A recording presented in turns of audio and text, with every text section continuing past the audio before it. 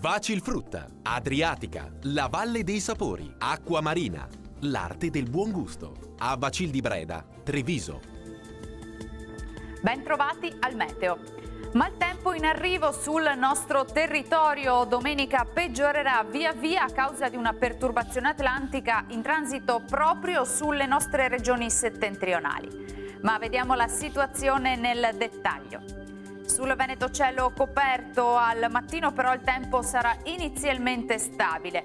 Nel pomeriggio avremo le prime piogge, specie sul Veronese, il Vicentino, il Padovano. Entro la serata poi i fenomeni saranno in intensificazione un po' su tutta la regione, localmente anche forti durante la nottata. Temperature in nuovo calo con minime tra 9 e 15 gradi, valori massimi compresi invece tra 18 e 21 gradi circa. E anche sul Friuli Venezia Giulia sarà una giornata nuvolosa, ma entro la serata arriveranno i temporali un po' dappertutto. Attenzione perché localmente potranno essere anche forti.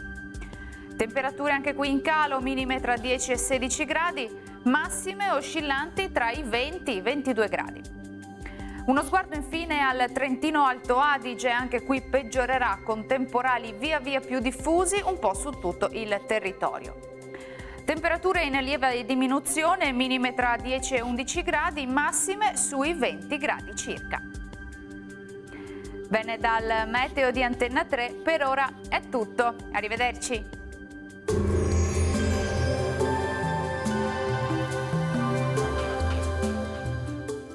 Vacilfrutta, Adriatica, la Valle dei Sapori, Acqua Marina, l'arte del buon gusto. A Vacil di Breda,